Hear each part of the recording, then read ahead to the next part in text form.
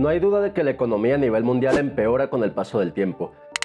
Nos estamos adentrando a una recesión económica cuyas consecuencias se han empezado a vislumbrar desde mediados del 2022. Caída del Producto Interno Bruto, baja en la productividad, despidos masivos, la inflación y subidas de tasas de intereses. Las personas están pasando por momentos cada vez más difíciles, ajustando su presupuesto e incluso usando más tarjetas de crédito solo para completar gastos importantes. El gran problema de una recesión es que si las personas gastan menos, los negocios ganan menos dinero.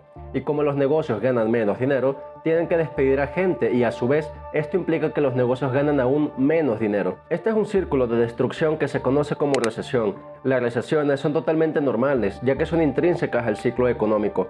En esta gráfica, por ejemplo, puedes ver todas las recesiones en los últimos 40 años, de manera que este periodo pasó, está pasando y seguirá pasando. La pregunta es, ¿cómo podemos saber que nos adentramos a una recesión?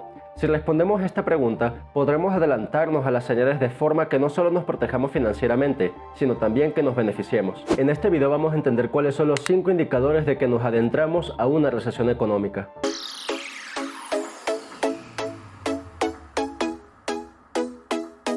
Hola a todos, mi nombre es Francisco García y bienvenidos a otro episodio de Finanzas y Mejora Continua. Antes de continuar, si este video te está gustando, por favor no te olvides de suscribirte al canal y de compartirlo. De esta manera podemos seguir creciendo como una comunidad financieramente inteligente y en mejora continua. Los 5 indicadores que veremos son los siguientes: el Producto Interno Bruto, gasto del consumidor, poder adquisitivo, índice de manufactura y el desempleo. Vamos al primer indicador, el Producto Interno Bruto. Como sabes, el Producto Interno Bruto se define como todos los productos y servicios que produce una economía en un periodo dado en dinero. Si el PIB incrementa, quiere decir que el país en cuestión produjo más bienes y servicios que en el periodo anterior de referencia.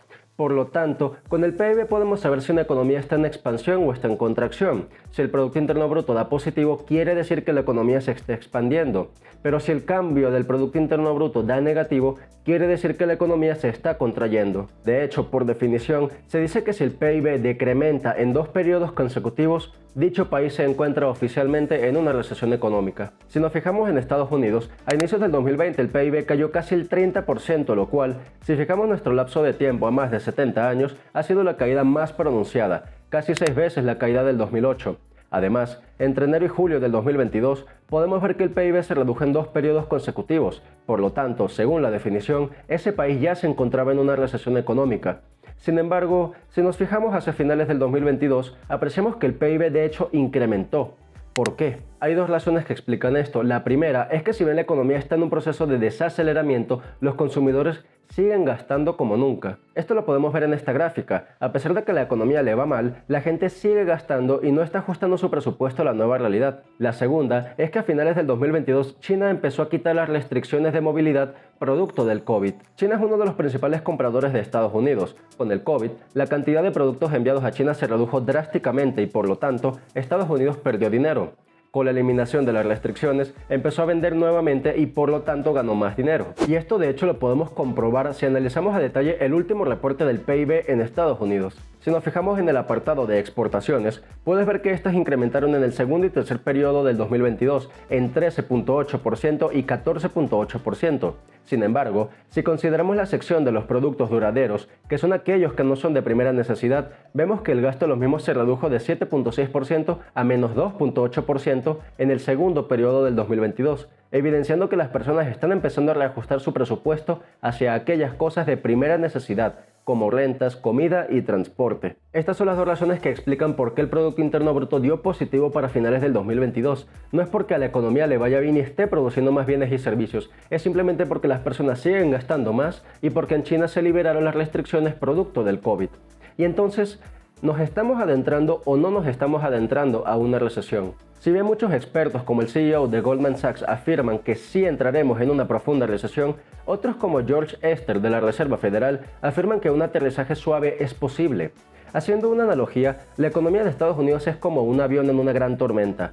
En una recesión, este avión pierde sus motores y tiene que aterrizar de golpe y de forma violenta, con lo que dicho avión prácticamente se destruye.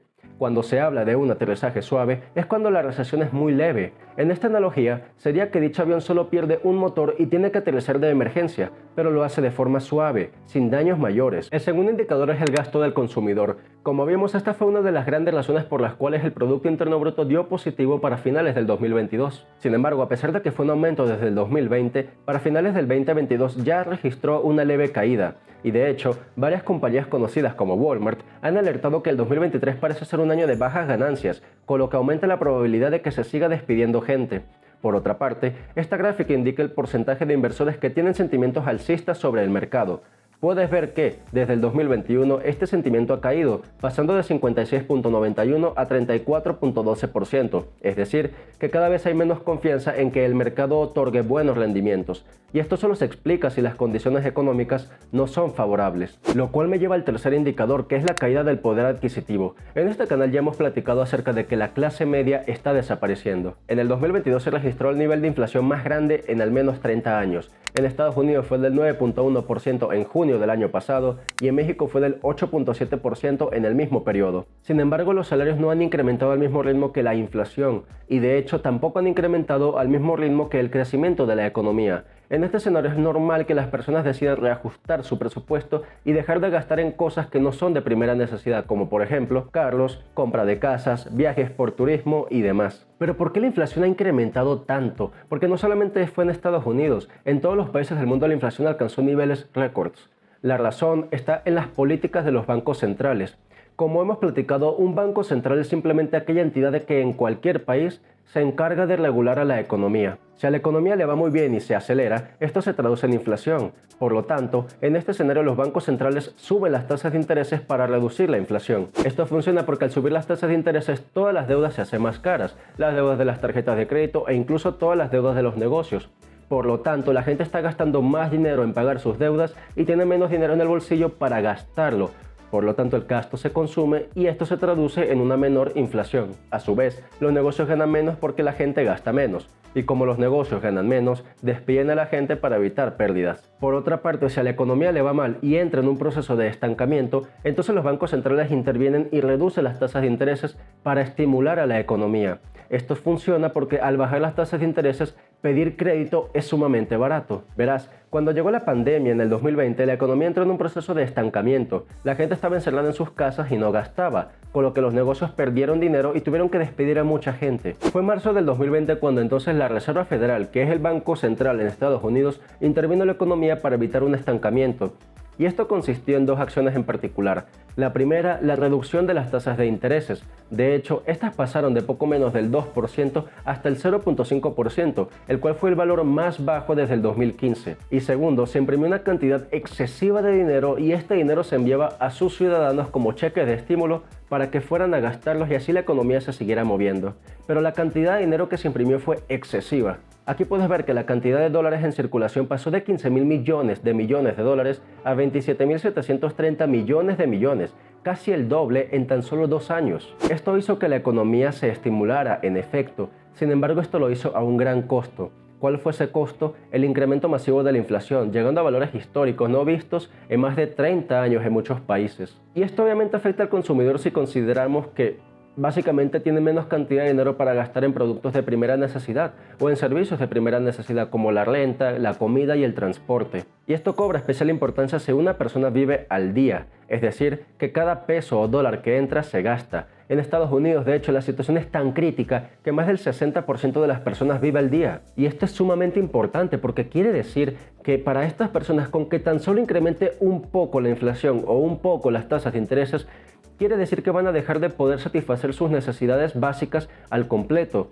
Van a tener que quizá comer menos o descuidar su renta o peor aún incluso usar más las tarjetas de crédito y endeudarse para poder cubrir sus necesidades básicas. Y si consideramos que las tasas de intereses incrementan cada vez más, estas deudas se hacen más caras y son más difíciles de pagar. Esta es una de las razones por la que las clases vulnerables son las más afectadas en crisis económicas. Y si bien la inflación ha bajado con la política de las altas tasas de intereses, aún hay mucho camino por recorrer. De hecho, el objetivo de la Reserva Federal, que es el Banco Central en Estados Unidos, es lograr que la inflación baje hasta el 2%.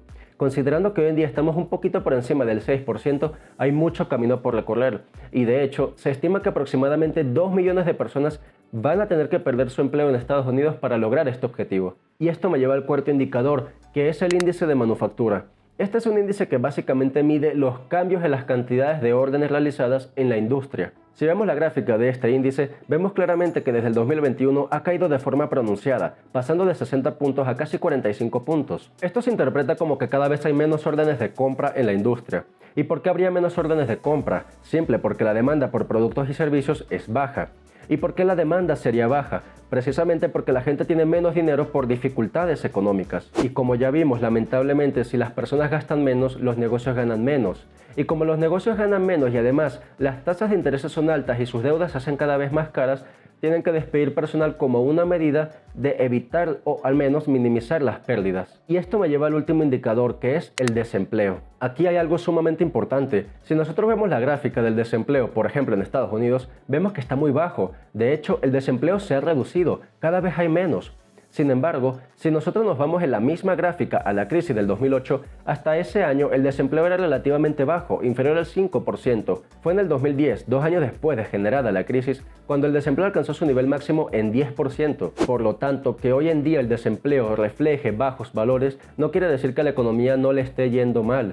Simplemente lo que quiere decir es que tarda para que este indicador refleje la gravedad de la crisis. Desde noviembre del año pasado, la industria de tecnología ha anunciado el despido de 51.000 trabajadores, Amazon 18.000 trabajadores, Alphabet 12.000, Meta o Facebook 11.000 y Microsoft 10.000 trabajadores. Y en otras industrias la situación es similar. Airbnb desde el 2020 ha recortado el 25% de su plantilla y Ford, por su parte, tiene planeado despedir a 3.800 trabajadores en Europa y así muchas otras más. Sea lo que sea que pase, no olvides suscribirte al canal para que no te pierdas de ninguna noticia. Sin más, también recuerda darle like al video y dejar tu comentario en caso de que te haya gustado. De esta forma, el algoritmo de YouTube recomienda este video y podemos seguir creciendo como una comunidad financieramente inteligente y en mejora continua.